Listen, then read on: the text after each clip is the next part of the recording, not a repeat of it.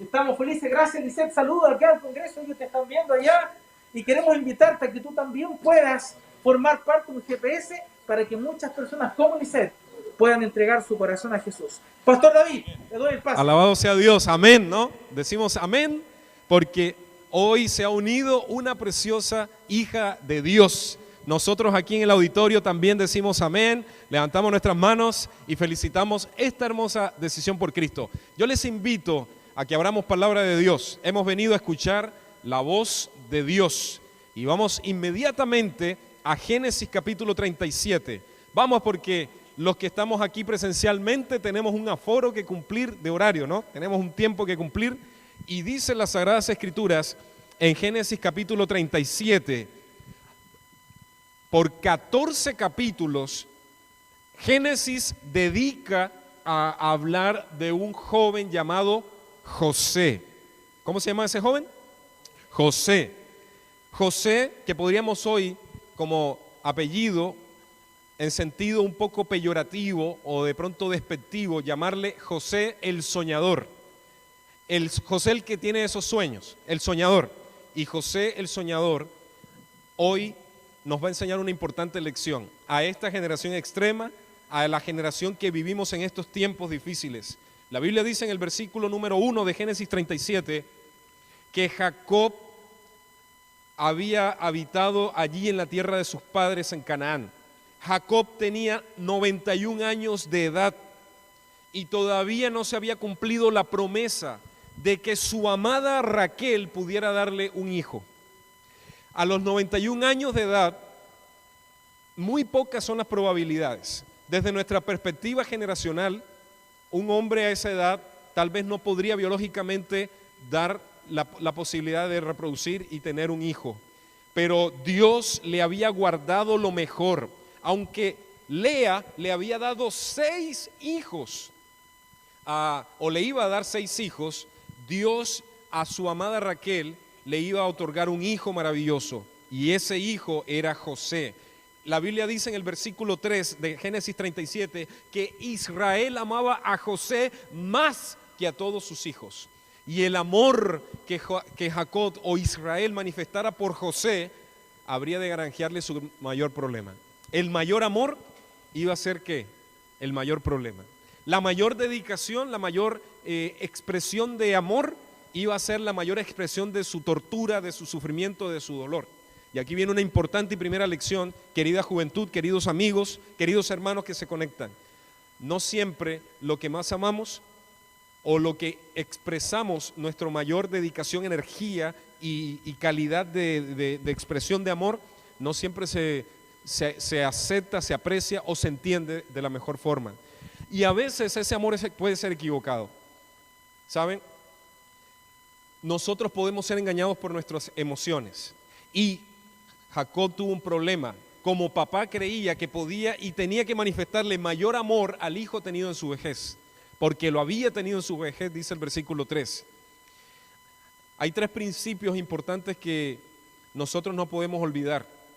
Y una tiene que ver con que Dios tiene siempre un sueño para nosotros, y sin importar la edad, las capacidades o las habilidades.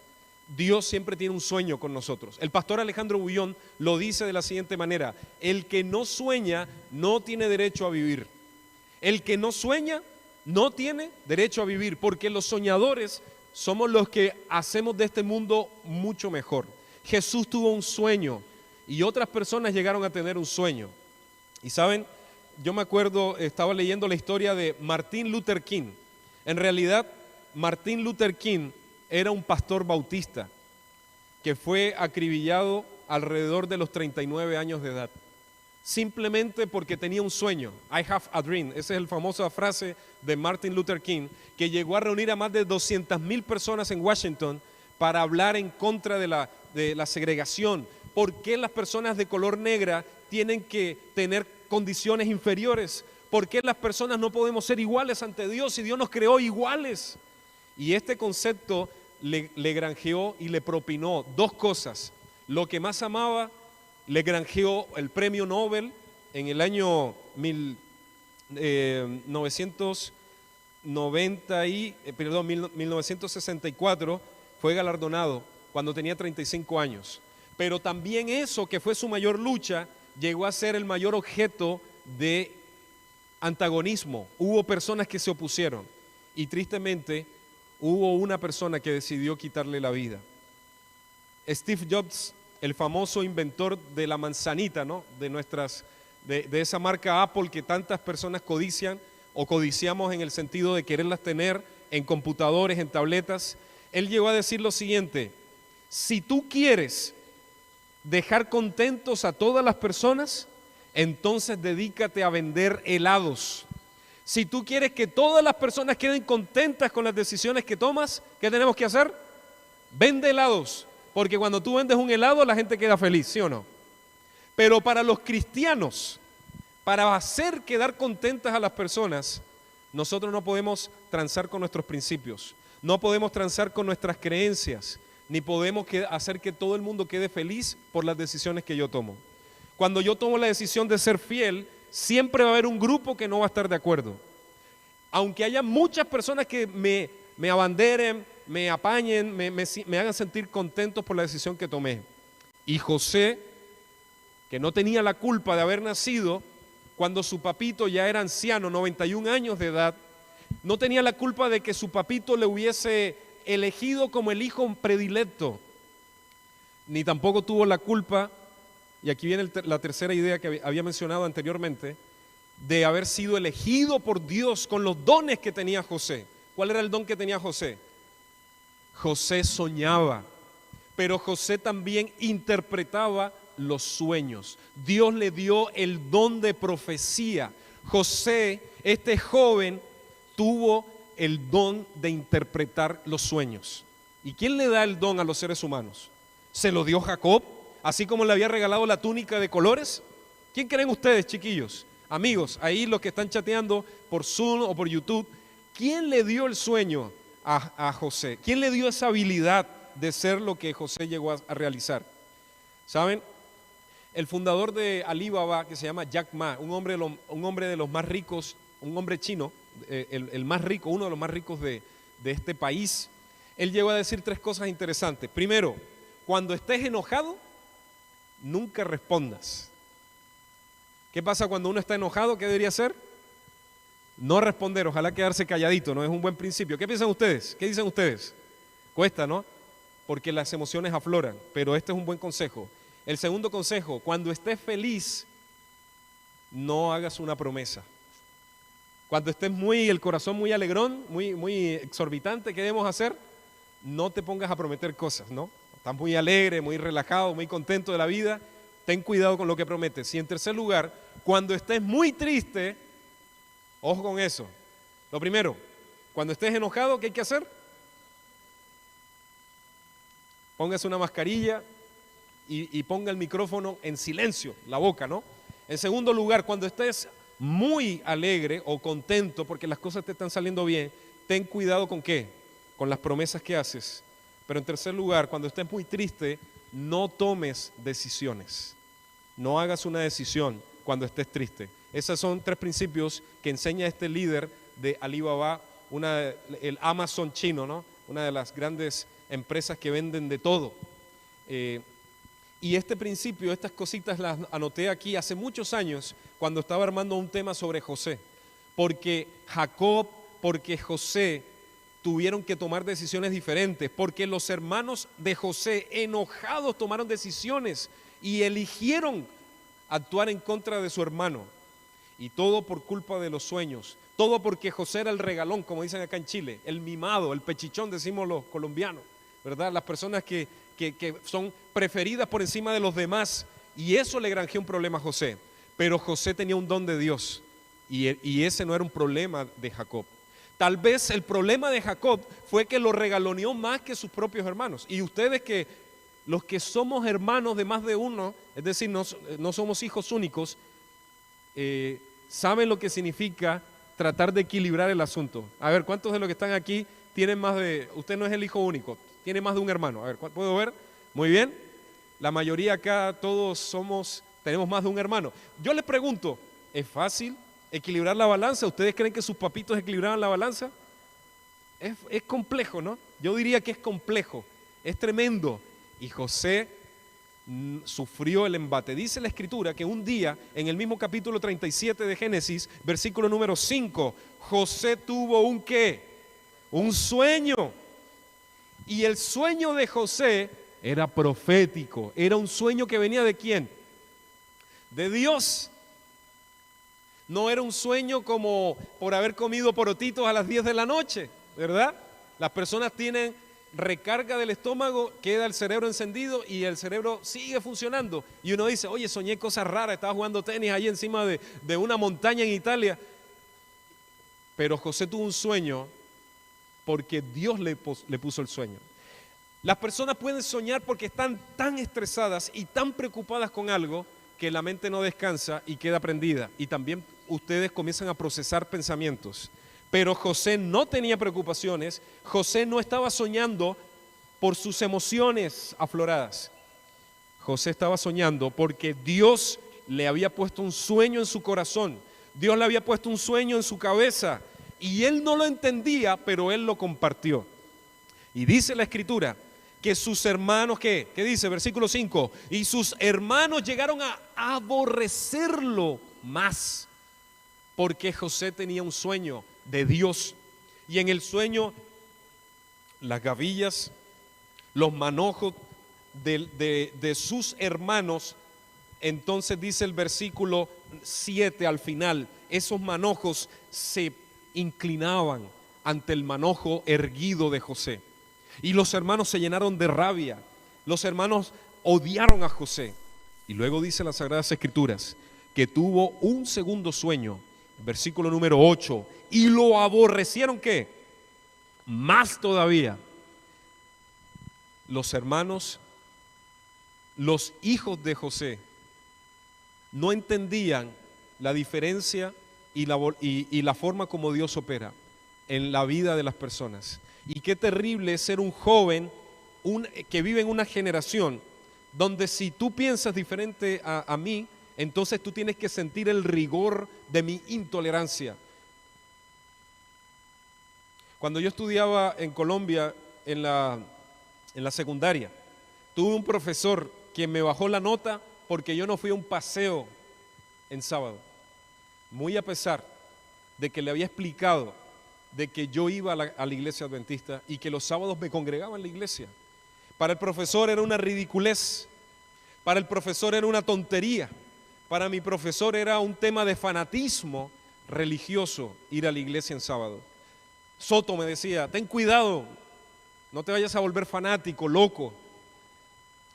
Y no es siempre bien comprendido cuando uno decide pensar diferente. Ayer en la noche el pastor Joel Flores nos predicaba, ¿se acuerdan el tema del pastor Flores? Joel Flores, un privilegio haber tenido al evangelista de Nuevo Tiempo, de la división. Y el pastor Joel Flores decía que es difícil navegar en contra de la corriente. Los que nos hemos metido en un río, el río Magdalena, estaba yo haciendo una campaña, una semana de oración, me invitaron, el hermano diácono y anciano me invitaron a que nos fuéramos a bañar en el día en el río Magdalena. Y cuando nosotros nos metimos en el río Magdalena, por la parte superflua o la parte externa se ve en calma el río, pero por dentro hay un caudal que te va atrapando. Y a mí me dio calambre en el brazo cuando estaba sumergido y me succionó y me tiró hacia el centro. La fuerza del río en cuestiones de minutos estaba tocando la parte de abajo. Y yo sentía que no podía salir, porque no es fácil nadar cuando la corriente te tira para un lado. Y José no tenía la culpa de los sueños, pero cuando fue vendido por sus hermanos, cuando fue tomado en conspiración, versículo 18, cuando lo vieron de lejos sus hermanos, que enojados, ¿se acuerdan qué no tenemos que hacer cuando uno está enojado? Hablar. Y los hermanos estaban enojados y aborrecían. Y saben, Judá, Rubén, Simeón, Leví, Gad, Aser, Zabulón, Neftalí, los hermanos de José lo prendieron. Perdón, Rubén no estaba presente, Rubén había salido. Todos menos Rubén, el hermano mayor, primogénito, que le habían dicho, oye, tú eres el primogénito, y papá le dio la túnica de primogenitura al hermano menor. ¿Vas a permitir que esto suceda? Lo tomaron, conspiraron y lo vendieron. Y en esas condiciones, José, dice Ellen White en el libro Patriarcas y Profetas, la sierva de Dios dice que José tomó una decisión de ser un niño regalón, mimado, a convertirse en un joven que tenía que tomar sus propias decisiones, que no iba a permitir que la circunstancia por la cual estaba atravesando lo cambiaran de parecer. Se calcula que una persona que vive en estado de secuestro o cautiverio, en Colombia se ve mucho el tema del cautiverio. Yo les cuento historias de mi patria, de mi vida. Mi esposa vivió en una zona más complicada por los problemas sociales, de orden público. Pero la historia de una persona que vivió más de 6 años en cautiverio, presa, cautiva, habla de cómo se transforma cuando una persona es privada de la libertad, cuando a una persona se le quita el derecho a ser feliz, cuando a una persona se le quita el derecho a elegir, que para poder ir al baño tienes que ir encadenado con una persona, un captor que te está mirando cuando tú haces tus necesidades. Una situación infrahumana, la del secuestro, la del cautiverio. Y José fue vendido a Potifar, y ustedes conocen la historia. Yo no les voy a relatar las historias de José, pero la escritura dice en Génesis 40, y vamos que el tiempo avanza, en el capítulo 40, cuando la mujer de Potifar, que fue la historia que leyó alguna de las chiquillas acá presentes, la lectura bíblica, la mujer de Potifar, que dice la historia, la tradición, que dormía 20 horas al día, 20 horas dormía esta mujer. Lo único que se despertaba era para comer, ir al baño y hacerse arreglos de belleza. Y la esposa de Potifar, esta mujer, con una vida tan ociosa, no tuvo sino la brillante idea de abusar a este joven esclavo, porque tú eres mío, porque tú tienes que hacer lo que yo quiera, porque tú estás obligado, cordialmente obligado a complacer mis deseos muy pasionales. Y José dijo en Génesis 39:9, ¿cómo yo voy a hacer este gran mal y pecar contra Dios? ¿Y saben por qué José tomó la extrema decisión de no complacer a su jefa, a su patrona, a su ama? Simplemente porque José entendía que por encima de sus propios deseos estaba la voluntad de Dios. Por alguna extraña razón, Dios estaba colocándolo en ese lugar, pero José tenía que tomar decisiones, y él tomó la decisión de hacer de sus sueños, por culpa del don de Dios, él estaba ahora fuera de su casa, él estaba ahora privado de la libertad, él no tuvo derecho a ejercer una adolescencia y una juventud. A él lo hicieron madurar biche, como cuando uno agarra una palta y lo forra en periódico, ¿no? O un mango verde de estos, ahí en nuestra zona tropical, toma una fruta verde y la madura a los golpes. Y José fue arrancado del árbol y ahora estaba condicionado. Pero José, Dios estaba con él. Y las Sagradas Escrituras dice en el versículo 23 de Génesis 39, que todo lo que José hacía, Jehová lo prosperaba. Jehová bendecía las decisiones, y no como las historias de estas mitologías griegas del rey Midas y de estas historias, ¿no? Que todo lo convertía en oro. No era ese tipo de prosperidad solamente económica, aunque Potifar le fue bien, financieramente le fue bien, porque José era el mayordomo, porque un hombre leal va a prosperar, porque una señorita que es íntegra, Dios la va a honrar. Porque en Mateo 6 dice que cuando tú honras a Dios en la cámara más oculta, en los secretos más profundos, Dios también te va a honrar en público. Y que cuando tú haces una oración en secreta, Señor, ayúdame, tengo esta tentación, me siento tentado a mirar a esta mujer, a mirar a esta persona, me siento tentado a consultar estas páginas, a hacer esta información, a responder, a escuchar esta música, a ver estos videos, a hacer esta cosa en sábado, me siento tentado a comer de esta manera, a pensar como están pensando mis compañeros, a actuar de esta manera. Señor, por favor, ayúdame. Y Dios te va a honrar. Y José tomó la decisión, lo mismo que Daniel, que el pastor Joel nos mencionó ayer en la noche en los GPS, Daniel 1:8 que mencionaba él. Así como Daniel propuso en su corazón, José propuso en su corazón. Y por tiempo, familia, solamente voy a mencionar 2 cositas. Lo primero, en el capítulo 40, José, que fue injustamente metido en la cárcel. ¿Cómo fue José? Injustamente. ¿Y se acuerdan la predicación de Jesús? En el sermón de la bienaventuranza, Jesús dice: bienaventurado soy cuando por mi causa os vituperen. ¿Saben qué es vituperar?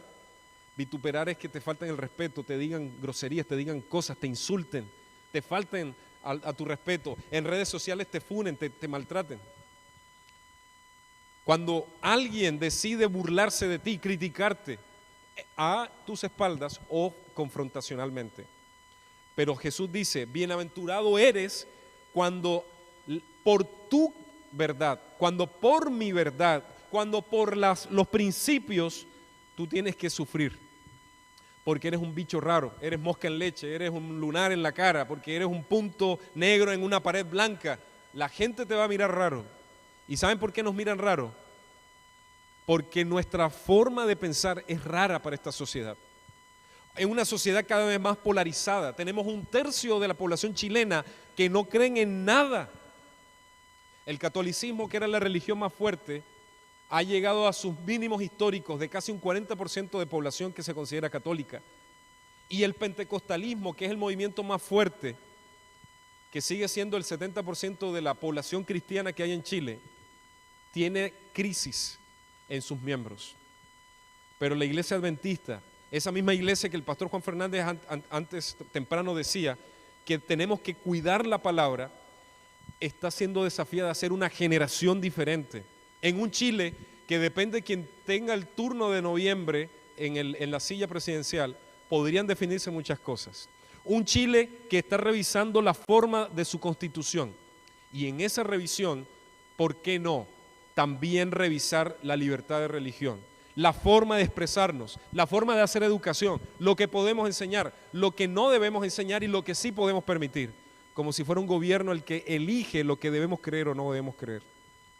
Y José fue injustamente llevado a la cárcel por sus convicciones, porque no se acostó con la mujer de su prójimo.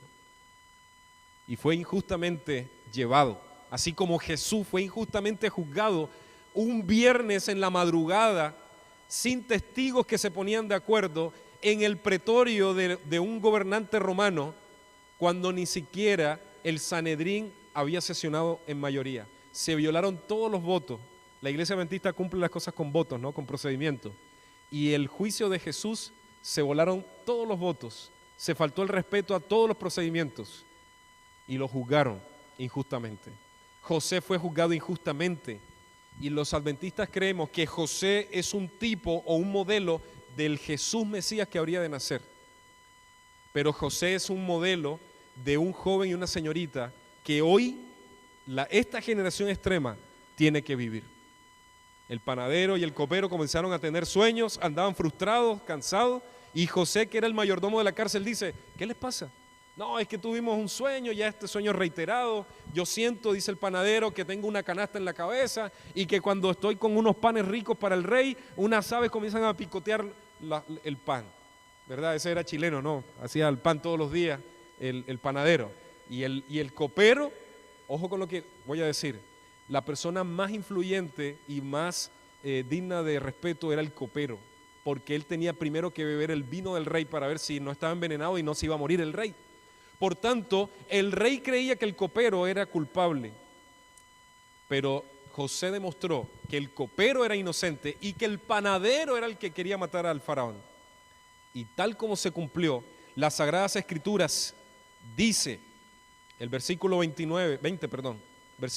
de Génesis 40, que al tercer día, tal cual como José había predicho, Faraón, el día de su cumpleaños, el día de una felicidad, Faraón volvió a llamar al copero y mandó a decapitar al panadero. Pero dice la Escritura, sin embargo, versículo 23, el copero por 2 años se le olvidó hablar bien de José. Qué injusticia, qué terrible. ¿Cómo es posible que un soñador, una persona que tiene el don de Dios, una persona que hace lo correcto, las cosas no le salen bien? ¿Saben?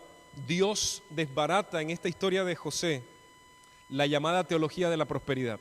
Y la teología de la prosperidad dice lo siguiente: si tú, la iglesia adventista, es un mensaje esperanzador para todo el mundo cristiano, porque todos aquellos que somos hijos de Dios padecemos por nuestras convicciones.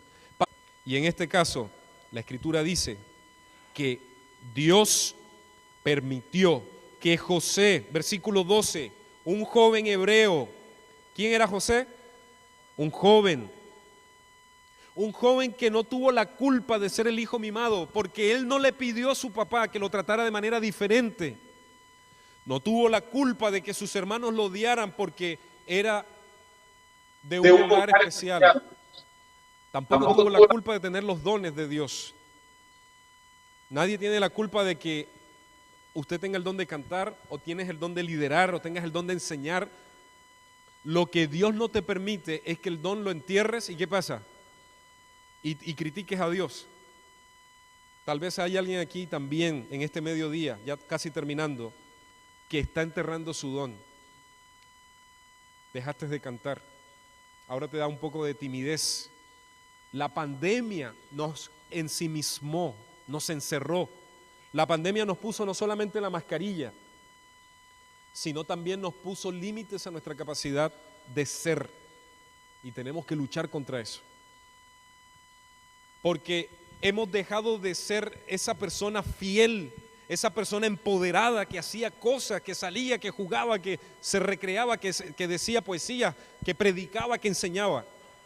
Parece que la pandemia también nos metió un virus de la pereza y de la falta de desarrollo de los dones. La Escritura dice que José fue llamado ante el gran faraón. Lo afeitaron, le pusieron una túnica apropiada y estuvo delante del faraón. Y sin vacilar, ante el gobernante supremo, José estaba ante el gobernante de Faraón. José no miraba a Faraón, José miraba al Dios que había puesto a Faraón en esa silla. Y cuando un profesor te dice que por él va a pasar la decisión final de cerrarte la nota, tú tienes que acordarte que por encima de ese profe está Dios. Cuando David miró a Goliat, dijo: bueno, tú puedes venir a mí con espada, con palos, con lanza, pero yo voy con un gigante mayor que tú. Y eso hizo que David fuera el vencedor. Que Dios nos ayude a ver más allá de nuestras propias limitaciones. Y José le contó la historia. ¿Y saben qué es lo más interesante? José le colportó, ¿no? Los que hemos colportado sabemos esta frase. José le hizo el llamado al faraón. Miren lo que dice el capítulo 41, perdón. Y dice acá el versículo, permítanme, el versículo 33, Génesis 41, 33. Termino con esto. Por lo tanto, es necesario que el faraón se provea de un hombre prudente y sabio. El José, el soñador, ese jovencito volvió a desarrollar sus dones y Dios le descubrió otros dones. Ya no era solamente el José que tal vez tocaba el arpa, el José que soñaba, el José que interpretaba sueños, ahora era el José que iba a ser un administrador de una nación. Era el José que iba a ser el líder, la persona más influyente después de Faraón. Y Faraón le dice, versículo 39, después de haberte dado a conocer Dios, tu Dios, todo esto, no hay un entendido ni un sabio como tú. Por tanto, tú estarás sobre mi casa y por tu palabra se gobernará. ¡Qué maravilla! El tiempo de Dios. Valió la pena esperar, porque el tiempo de Dios siempre es perfecto. Qué rico, qué agradable, qué privilegio es el tiempo de Dios. No nos desesperemos. Algunos nos queremos comer la miel antes de estar en la luna, ¿no? La luna de miel. Algunos queremos desesperarnos el momento porque una pasión nos desordena. Un clic nos desordena. Reproducir esa música que te lleva para otro lado. Abrir esa aplicación de red social y comenzar a deslizar tu dedo te desordena un poco. Y luego nos queda la frustración de ofender a Dios. Esta es una lucha, queridos. El diablo está queriendo destruirnos. Pero como José no falló ante la esposa de Potifar, Dios tampoco le falló y lo puso como el segundo al mando. Porque cuando tú das evidencia de que Dios te puede usar, entonces Dios te usa. Cuando este siervo inmerecidamente recibió una llamada del secretario de la Unión diciendo que yo debía estar al frente de este campo, a mí a veces me preguntan, pastor, ¿y usted qué está haciendo? ¿Cuál es su cargo? Yo le digo, yo soy el mayor siervo de toda la misión central. ¿Quién somos nosotros para que Dios nos haya elegido para servirle y para hacer lo que Dios quiere que hagamos? Yo quisiera que pudiéramos hacer contacto en Parral. Ahí tenemos a nuestro pastor Andrés. Ahí tenemos a nuestro pastor Ariel Curín. Desde el distrito de Linares hay una presentación muy especial. Y yo quiero que usted piense, ¿por qué Dios lo ha elegido? Con el don que tienes, con el arte, el talento, ¿qué estás haciendo para tu Dios? ¿Qué estás haciendo por Cristo? Dice el himno. Y esa es la invitación que yo te hago. Porque si fuera por ti, Dios podría colocarte delante de gobernantes, delante de personas con autoridad y podría glorificarse si tú tan solo te creyeras el cuento de que Dios te necesita. No sé si estamos listos, estamos ok para poder hacer contacto y darle palabra allí a nuestro querido líder, a nuestro pastor Andrés, que se madrugó para viajar hasta Linares. Cuando hicieron la conexión de la escuela sabática ya estaba en ese lugar. No sé si estamos ahí listos para poder hacer la conexión, que nosotros podamos mirarlo acá desde el gimnasio. Allí nos avisan, por favor.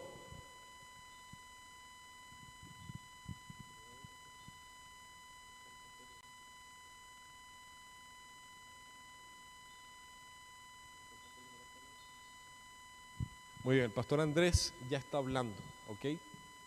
Para toda la plataforma de Zoom, los que están viendo la transmisión, se va a generar un bautismo. Yo quiero ver si nosotros podemos verlo aquí en pantalla.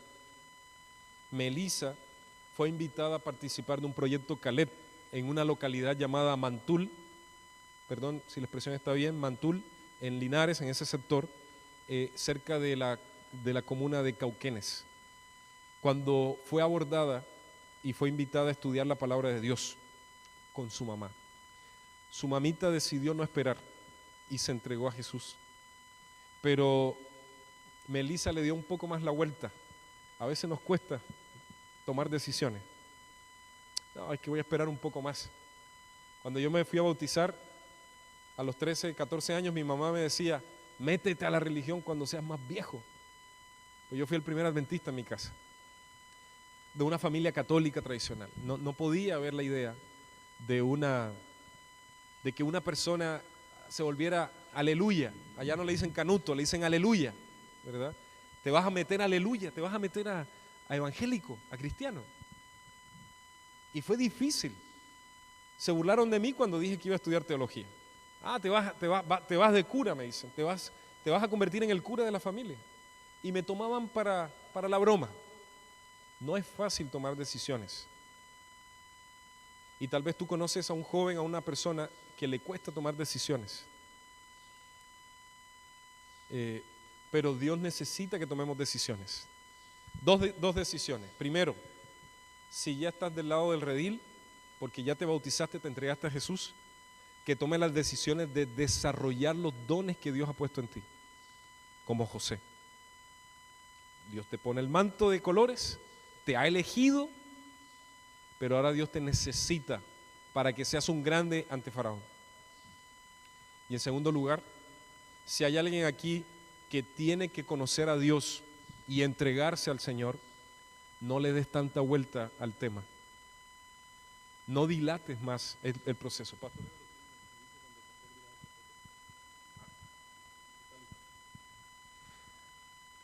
La decisión que Dios nos ha llamado y glorificamos a Dios por la vida de Melissa es la misma decisión que hoy día Dios espera que tomemos. ¿Para qué dilatar una decisión? Si hoy oí su voz, ¿qué dice la palabra? Dios, no endurezcáis vuestro corazón. No le des tanta vuelta al tema.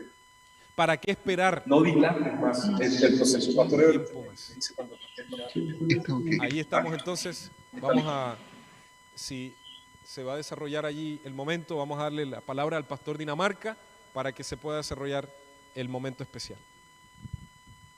Vamos a ver si tenemos audio.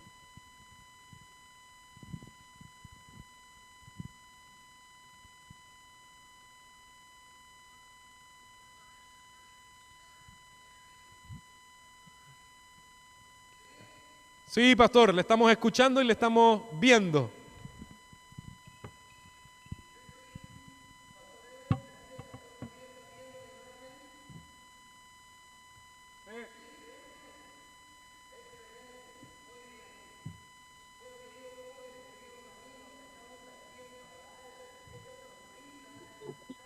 Pastor, ahí yo justo veo su mano. Yo quisiera saber si usted me escucha y me ve.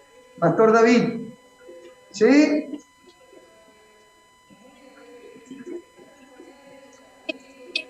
Yo estoy... Pastor Ever, ¿será que el pastor David está viendo la imagen? Sí, todo bien.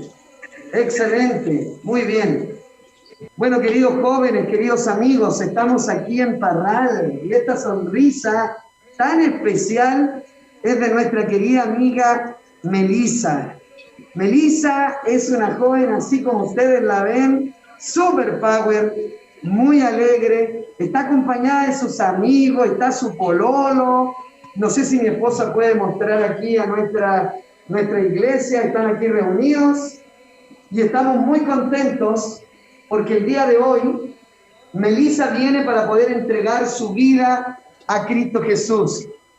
Melissa no va a poder ver en este momento tal vez todas las manos que se están moviendo, pero yo quiero pedir a esos jóvenes que están ahí conectados en el Zoom y también a los jóvenes que están ahí en el gimnasio de Talca, que puedan mover sus manos y puedan decir bienvenida, qué alegría, que puedan ahí saludarla. Ella después va a ver la transmisión. Pero queridos amigos, el día de hoy venimos porque Melissa hace un tiempo conoció al Señor.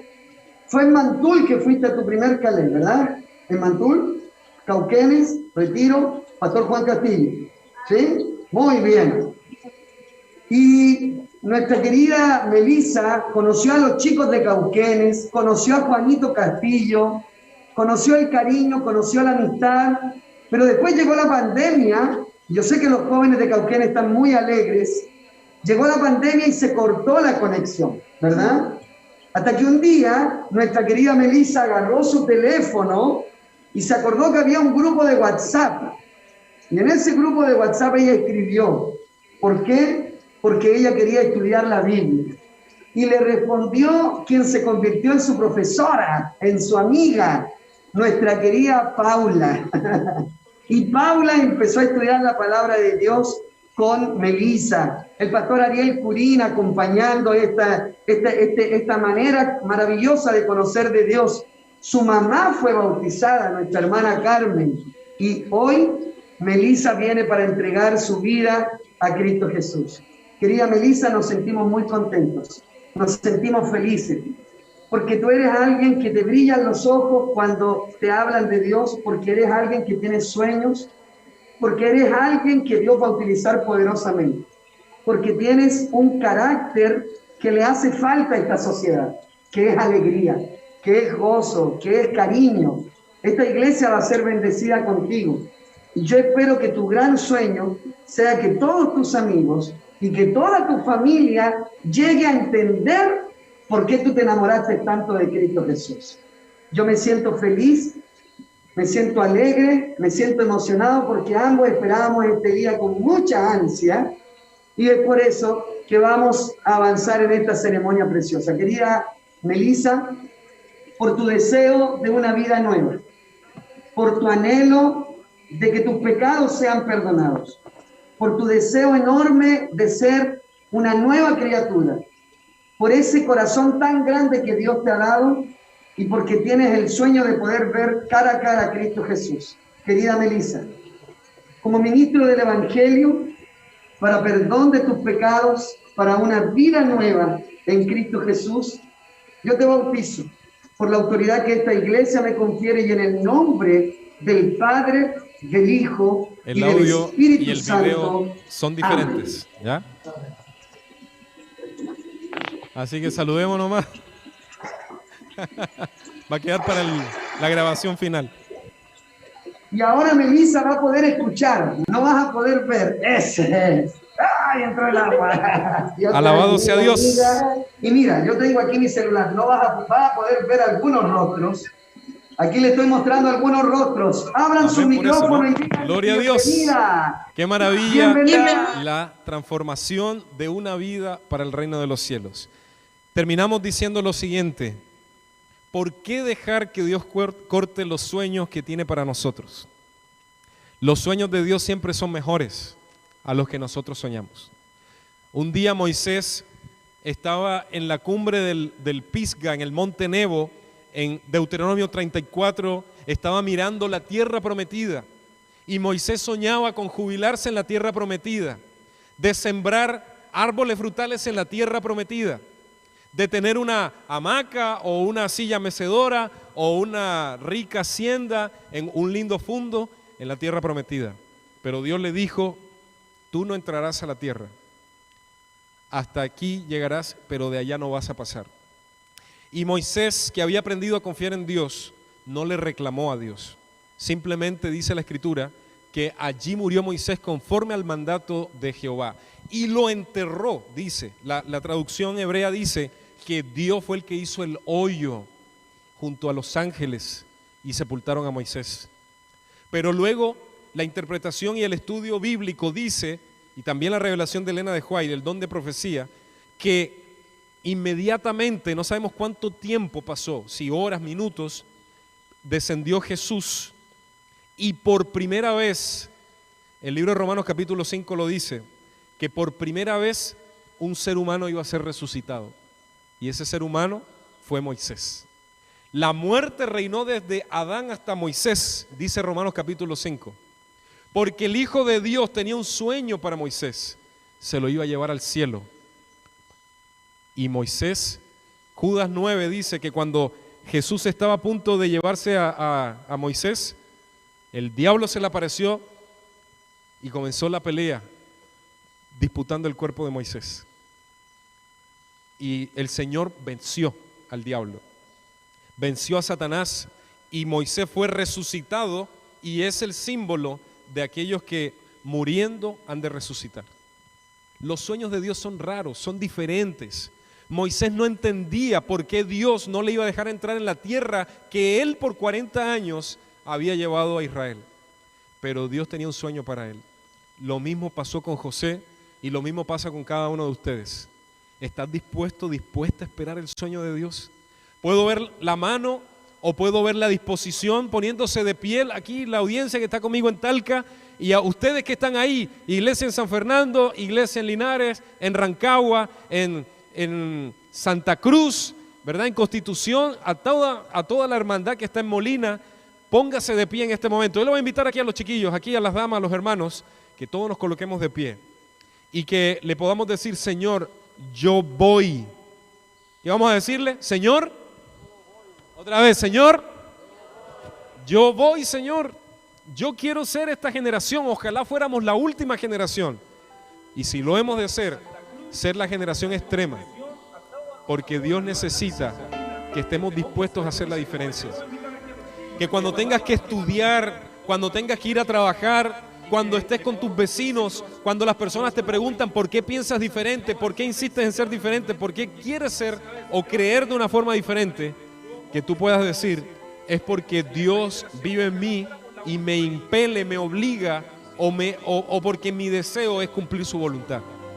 Y que Dios nos ayude a cumplir esa sagrada voluntad en su vida.